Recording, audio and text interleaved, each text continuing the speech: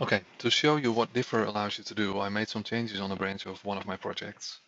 So let's for now assume that these changes were actually made by someone else, and I want to review these changes. Now, using the normal Git tools, I can basically get an ID of what's going on.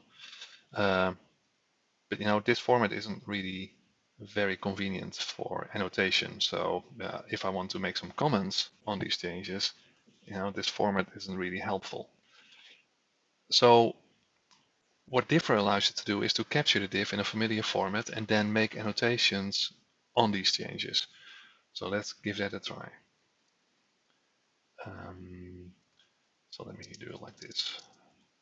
I'm taking the output of the diff and sending it through Diffr and then opening it up in a browser. So it's going to take a while. There are some things that I need to do for optimization, but here it is. You basically have an overview of the changes, but then in, let's just say, the GitHub format.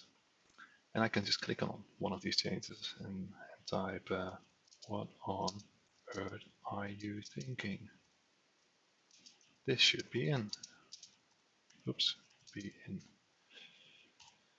The moment you hit enter, it will be added as an annotation. And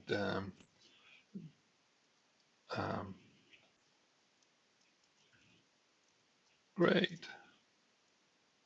So now I have a version of the diff that has some annotations inside, and it's pretty easy to read. So what next?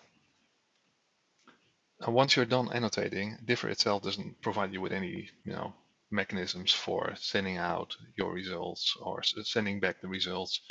But you can just copy the entire state of the current document and paste it into an email, or you could just save the entire page and include that as an attachment. So let's go ahead and do that.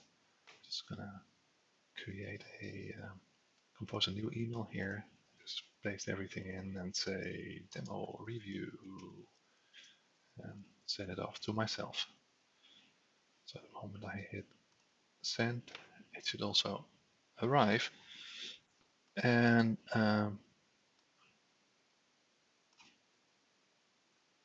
as you can see, it has all of these different annotations embedded. Now, at this stage, you can no longer click or do anything with it. It's static HTML. All right. So let me close this and head back here. So just to revisit that, the differ command here only creates the HTML page that allows you to annotate diff.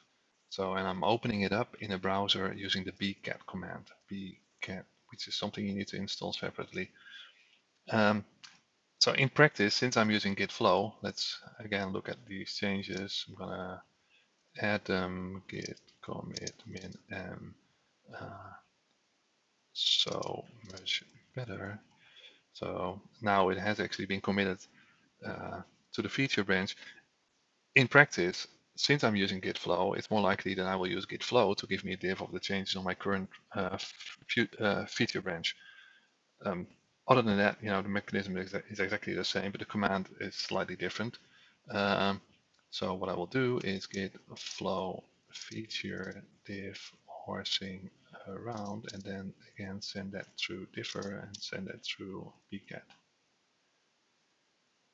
And since I didn't make any changes yet, the result is going to be exactly the same. And that's basically all it is.